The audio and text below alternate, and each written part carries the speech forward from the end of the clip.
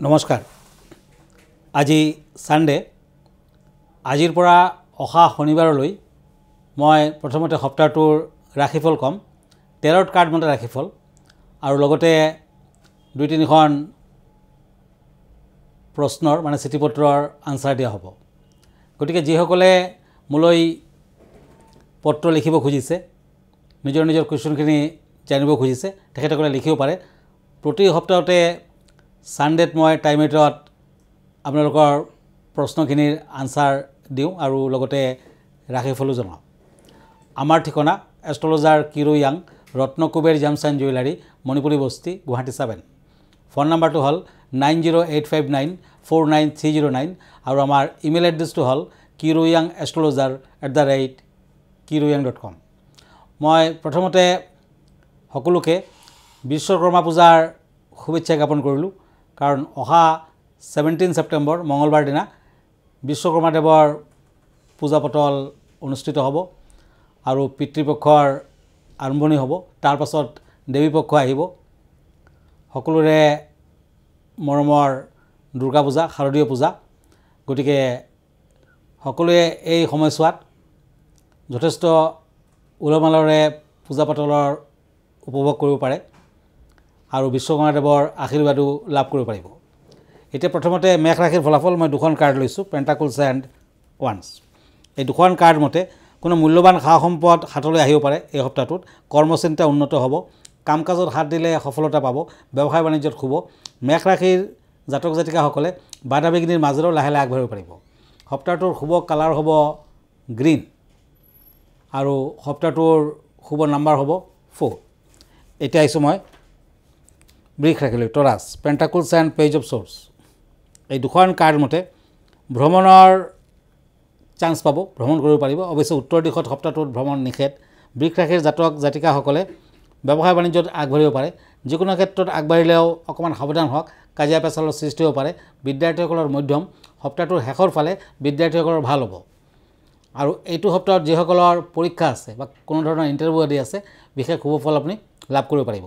শুভ number হ'ব 3, শুভ colour হ'ব yellow. এতিয়া আহিছোঁ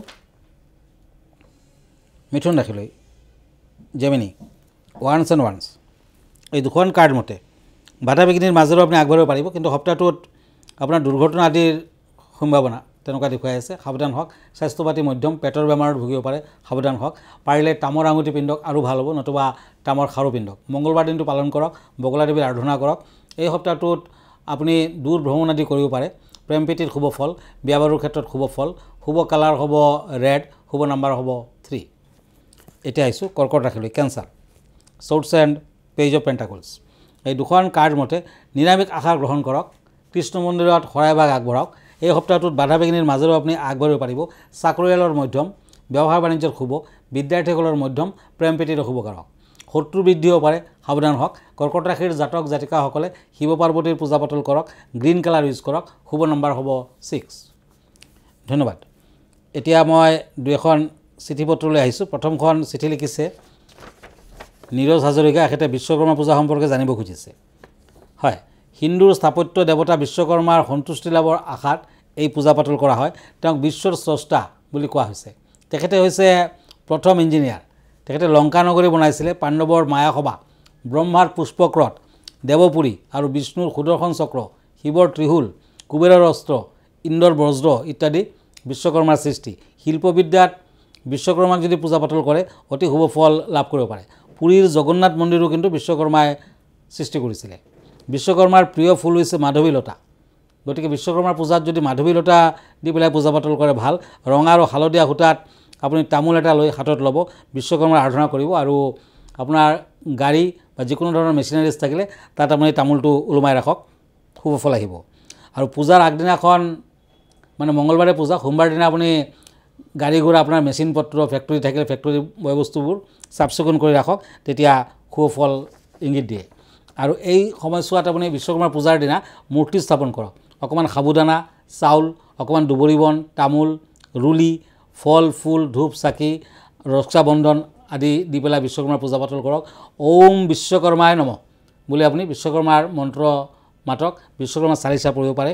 সন্ধিয়া সত্যনাৰায়ণৰ পূজাও আছে সেইদিনাখন সত্যনাৰায়ণৰ ব্ৰত কথা আছে আৰু বিশ্বকৰ্মা পূজাৰ দিনা আপুনি বিভিন্ন দিশত আগবাঢ়িব পাৰে শুভ কামৰ আৰম্ভণি কৰিব পাৰে কিন্তু সেইদিনাখন গাড়ী ঘোঁৰাক বিশ্ৰাম দিয়াটো ভাল বিশ্বকৰ্মা পূজাৰ দিনা এই দেৱৰ জন্ম হৈছিলে আৰু এই দেৱক কিন্তু আপুনি যদি সদায় পূজা পাতল কৰে তেতিয়াও কিন্তু শুভ ফল আশা কৰিব পাৰে বিষ্ণু পুৰাণত কোৱা হৈছে যে তেখেতে সৃষ্টি সূত্ৰধাৰ সৃষ্টি তেখেতে প্ৰথমতে কৰিছিলে বাস্তুকলা বিশ্বকৰ্মাৰ সৃষ্টি গতিকে জ্যোতিষীসকলে এইদিনাখন যদি বিশ্বকৰ্মাৰ পূজা পাতল কৰে বাস্তু দুখ নাশ হয় আৰু বাস্তু সম্পৰ্কে জ্ঞান বৃদ্ধি পায় গতিকে 17 ছেপ্টেম্বৰ ৰাতিপুৱা 11:12 পৰা 3:12 আপুনি বিশ্বকৰ্মা দেৱৰ পূজা পাতল কৰিব পাৰে বিশ্বকৰ্মাৰ পূজাত খিচিৰি ভাজি পায়স আদি ভোগ হিচাপে আগবঢ়াব পাৰে বিশ্বকৰ্মা আপুনি পূজা কৰিলে ব্ৰহ্মাই সন্তুষ্টি লাভ কৰে কাৰণ ব্ৰহ্মাৰ পুত্ৰ হৈছে বিশ্বকৰ্মা আৰু কাঠৰ চকীৰ ওপৰত আপুনি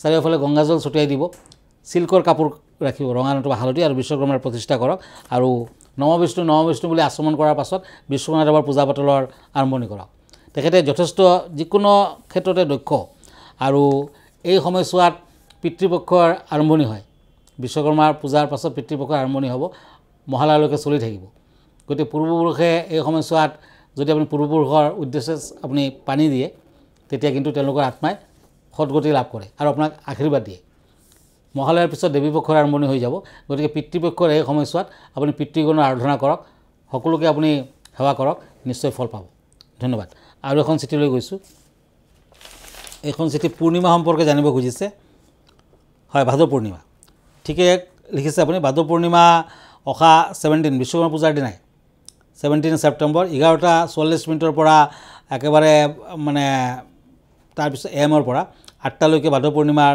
বিশেষ পূজা পাতল হ'ব হিন্দু ধৰ্মত ভাদ পূৰ্ণিমা তিথিটো অত্যন্ত গুৰুত্বপূৰ্ণ এই পূৰ্ণিমাত সত্যনাৰায়ণ ৰূপে শ্ৰী বিষ্ণুৰ আৰাধনা কৰা হয় এই পূৰ্ণিমাক শ্ৰাদ্ধ পূৰ্ণিমা বুলি কোৱা হয় এই পূৰ্ণিমাত আচলতে পূৰ্বপুৰুষৰ উদ্দেশ্যে মই অকণমান আগতে কৈছোঁ যে আপুনি ফল ফুল পানী আদি আগবঢ়াব পাৰে আৰু সত্যনাৰায়ণ ব্ৰতৰ কথা শুনিব পাৰে সেইদিনাখন আপুনি উপবাসত থাকিব পাৰে লঘোণত থাকিব পাৰে তেতিয়া মুক্তি লাভ সম্ভৱ আৰু সেইদিনাখন চন্দ্ৰক ভোগ হিচাপে আপুনি অকণমান চেনিৰ মিশ্ৰণ আগবঢ়াব পাৰে তেতিয়া লক্ষ্মীদেৱ সন্তুষ্ট হ'ব আৰু পূৰ্ণিমাৰ দিনা কনকধৰা সূত্ৰ যদি পাঠ কৰে আপোনাৰ টকা পইচাৰ কেতিয়াও অভাৱ নহ'ব আপুনি ধনী হ'ব পাৰিব সেইদিনাখন যদি আপুনি ঘিউৰ চাকি জ্বলাই চন্দ্ৰৰ উদ্দেশ্যে তেতিয়াও কিন্তু ফল পাব ধন্যবাদ এতিয়া আকৌ মই ৰাশিফললৈ গৈছোঁ এতিয়া সিংহ ৰাশি লিঅ' চোৰ্চ এণ্ড কাপছ এই দুখন কাৰ্ড মতে বাধা বিঘিনি আছে পদোন্নতি মৰ্যাদা বৃদ্ধি আদিৰ যুগো দেখুৱাই আছে উন্নতিৰ যুগ অৱশ্যে বিদ্যাৰ ক্ষেত্ৰত বাধা কিন্তু প্ৰেম প্ৰীতিত শুভ ফল বিয়া বাৰুৰ কথাত আপুনি আগবাঢ়িব পাৰে সৰু সুৰা দুৰ্ঘটনাৰ যুগ আছে সাৱধান হওক